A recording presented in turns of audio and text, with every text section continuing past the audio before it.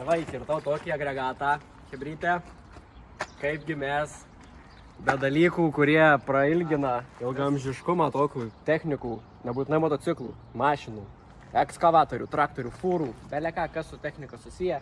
Tepaliukus jau pasikeičiau, kai nusipirkau, bet dar trūksta biškį, kad pagyvint, įpilsim Hado revitalizantą. Tai šitas revitalizantas yra būtent motociklams skirtas. Aš galiu pasakyti, kokie labai svarbus dalykai yra, ką jisai padaro šitas dalykas. Tai jisai padidina ir išlygina kompresiją cilindruose, taip pat sumažina kuro sąnaudas, apsaugo variklį nuo dilimo, sakykime, nuo traižų, ten cilindriukai kai vaikšto, kad viskas, žinai, nebūtų dilimų, nebūtų įbrėžimų jokių cilindruose, viską šitą sutvarko. Taip pat rašo, kad iki 3 kartų prailgina variklio tarnavimo laiką netgi. Jeigu labai mėgstat gazuoti, tai siūlyčiau tikrai įsipilti šitą priedą. O tu mėgsti gazuoti? Aš mėgstu gazuoti. Mėgsti tu biškį, ne? Tik toks garsas, kaip gali negazuoti.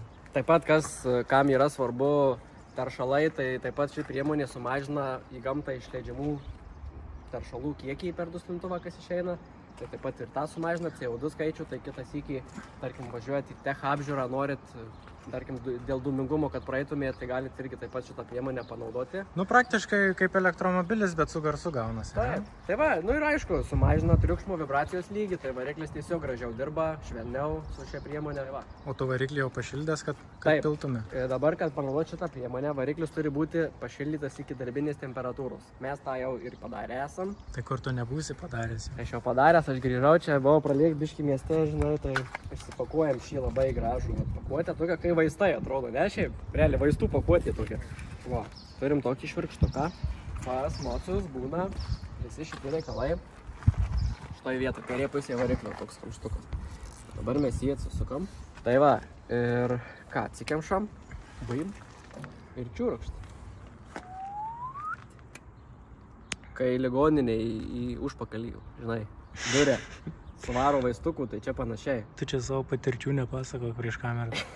Tai va, ką, vėl pasivažinėsim biškutį, viskas ten susimaišys, pasidarys ir motociklas bus apsaugotas nuo bereikalingų išlaidų, kas susijęs su varikliu. Tai chebrytę rekomenduojame mes ir jums pasinaudoti Hado priemonėmis, tepalais, visokiais va tokiais revitalizantais ir panašiai. Ta galite dar padaryti pigiau su mūsų nuolaidos kodu plojam, tai labai kviečiam pasinaudoti, sutaupysit pinigėlį.